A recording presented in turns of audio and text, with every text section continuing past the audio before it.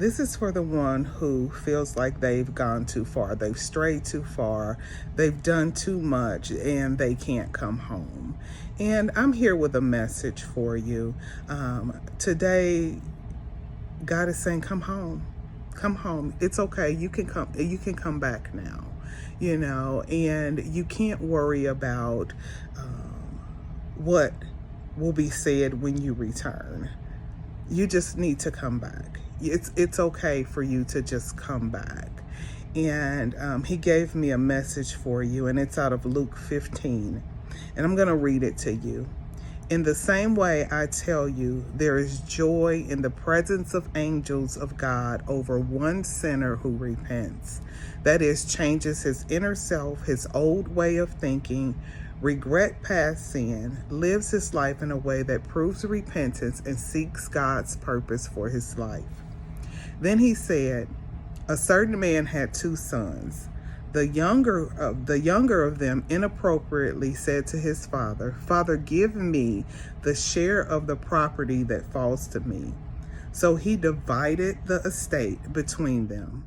A few days later, the younger son gathered everything that he had, and he traveled to a distant country, and there he wasted his fortune in reckless and immoral living.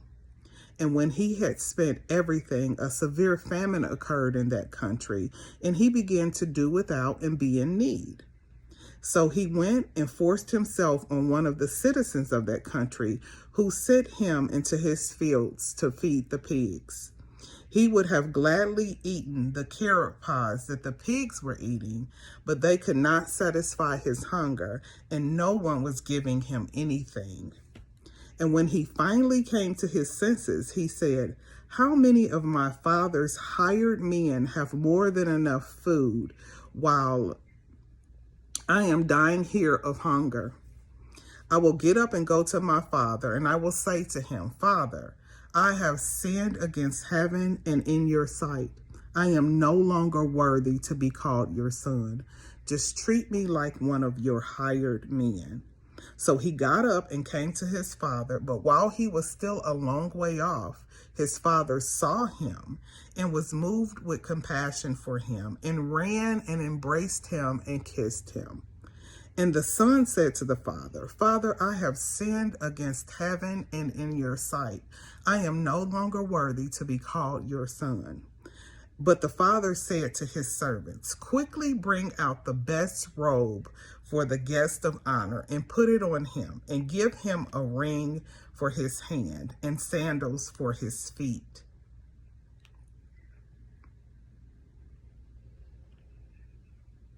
And bring the fattened calf and slaughter it, and let us invite everyone and feast and celebrate. For this son of mine was as good as dead and is alive again. He was lost and has been found. So they began to celebrate. Now his older son was in the field, and when he returned and approached the house, he heard music and dancing. So he summoned one of the servants and began asking what this celebration meant. And he said to him, your brother has come. Your father has killed the fattened calf because he has received him back safe and sound. But the elder brother became angry and deeply resentful and was not willing to go in. And his father came out and began pleading with him. But he said to his father, look, these many years I have served you, and I have never neglected or disobeyed your command. Yet you have never given me so much as a young goat, so that I might celebrate with my friends. But when this other son of yours arrived, who has devoured your estate with immoral women, you slaughtered that fattened calf for him. The father said to him, Son, you are always with me, and all that is mine is yours. But it was fitting to celebrate and rejoice, for this brother of yours was as good as dead, and he has begun to live. He was lost and has been found. Come back home. It's time. It's time to come back home. He's going to welcome you. God will welcome you with open arms, with open arms. Don't worry about your brother. Don't worry about your sister. Don't worry about what they will say, what they will think.